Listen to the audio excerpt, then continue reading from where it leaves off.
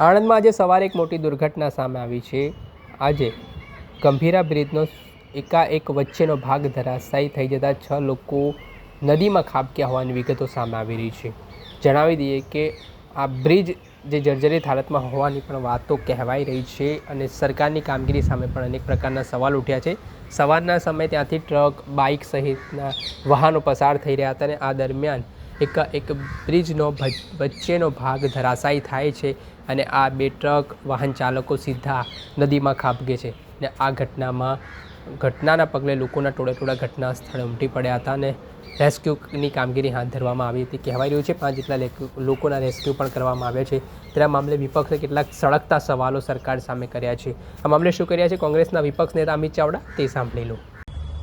આજે વહેલી સવારે આણંદ અને વડોદરા જિલ્લાને જોડતો મુખ્ય બ્રિજ ગંભીરા બ્રિજ, જે વર્ષો જૂનો બ્રિજ છે, જેના પરથી ખૂબ મોટા પ્રમાણમાં વાહનોની અવરજવર થાય છે। લોકો આ બ્રિજનો રોજ હજારોની સંખ્યામાં યુવાનો રોજગાર અર્થે આ ઉપયોગ કરીને સામે કાંઠે જાય છે। વહેલી સવારે બ્રિજ તૂટી પડ્યો અને એના કારણે લગભગ 5 કરતાં વધારે વાહનો નદીમાં ખાબક્યાના સમાચાર છે અને મોટા પ્રમાણમાં જાનહાનિ થયાની શક્યતાઓ છે। વહેલી સવારે જ કલેક્ટરશ્રી સાથે, એસપી સાથે ને બંને વડોદરા અને આણંદ જિલ્લાના વહીવટીતંત્ર સાથે વાત પણ કરી, બચાવ કામગીરી તાત્કાલિક શરૂ કરવા માટેની રજૂઆત પણ કરી છે। પણ વારે વારે આવા બનાવો બને છે કેમ? પહેલી રજૂઆતો થાય કે આ બ્રિજની મરામત જરૂર છે, બ્રિજનું આયુષ્ય પૂર્ણ થઈ ગયું છે તો નવો બ્રિજ બનાવવાની જરૂર છે। બ્રિજ જો ભયજનક હોય તો એનો બંધ કરવો જોઈએ, એની મરામત કરવી જોઈએ। સરકારી તંત્રની ગંભીર બેદરકારીને કારણે આ બનાવ બન્યો છે અને લોકોના જીવ ગયા છે। ત્યારે એવા સંજોગોમાં સરકાર આખા ગુજરાતમાં આવા બનાવો બને ત્યાર પછી જાગે છે, વહેલા કેમ નથી જાગતી? જો વહેલા જાગી હોત તો આ બનાવ ના બન્યો હોત, લોકોના જીવ જવાની જે શક્યતા છે, જીવ ના ગયા હોત।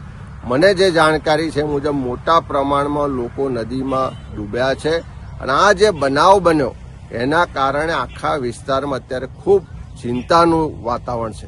અમારા બધા જ કાર્યકરો, આગેવાનો, ત્યાં સ્થાનિકો પણ મદદમાં છે, પણ સરકારને ફરી મારી વિનંતી છે કે તાત્કાલિક એના માટેની એક્સપર્ટ બચાવ ટીમો મોકલવામાં આવે અને આખા બ્રિજ પરનો જે ટ્રાફિક છે એની વૈકલ્પિક વ્યવસ્થા કરવામાં આવે અને આની યોગ્ય તપાસ થાય। પણ પહેલી તાત્કાલિક જરૂરિયાત છે કે એની બચાવ કામગીરી કરવામાં આવે। સાંભળ્યા કોંગ્રેસના વિપક્ષ નેતા અમિત ચાવડા, તેમણે ફરી એકવાર જે રીતે ભારતીય જનતા પાર્ટીના શાસનમાં સરકાર દ્વારા જે ગંભીર બેદરકારી દાખવવામાં આવી રહી છે, નિર્દોષ લોકોને જીવ ગુમાવવા પડી રહ્યા છે, તે મામલે કેટલાક સવાલ ઉઠાવ્યા છે।